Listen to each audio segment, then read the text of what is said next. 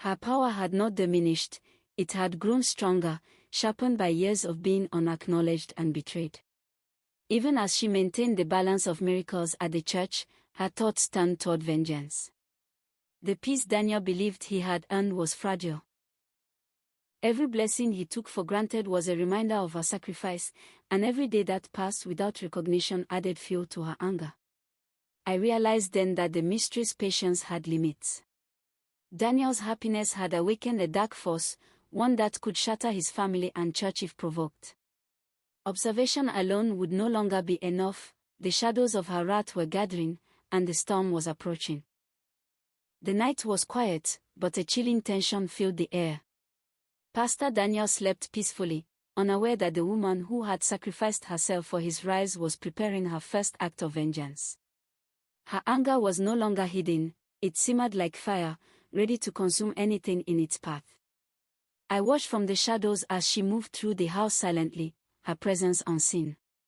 Her hands hovered near the children's toys, and the air around them seemed to shimmer with dark energy.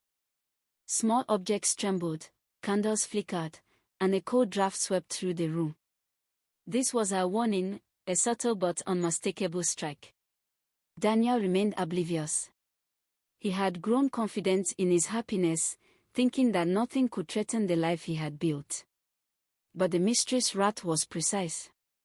She did not act out of mindless rage, every movement, every pulse of energy, was calculated. The children, innocent and unaware, were at the center of her plan.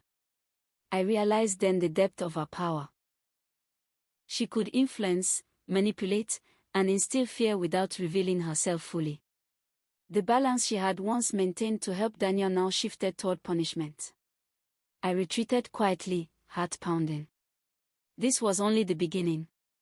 Her vengeance had started subtly, but Daniel's life, and his family, was in real danger. Watching silently, I understood that the past hidden cost was finally demanding its reckoning. The house felt different that night.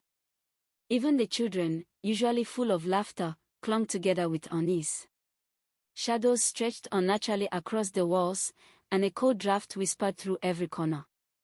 The energy of the Mistress' anger had grown stronger, and it wasn't subtle anymore.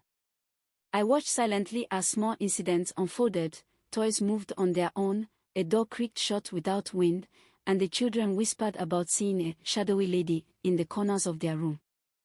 Daniel remained oblivious, his confidence in his happy life blinding him to the danger lurking close.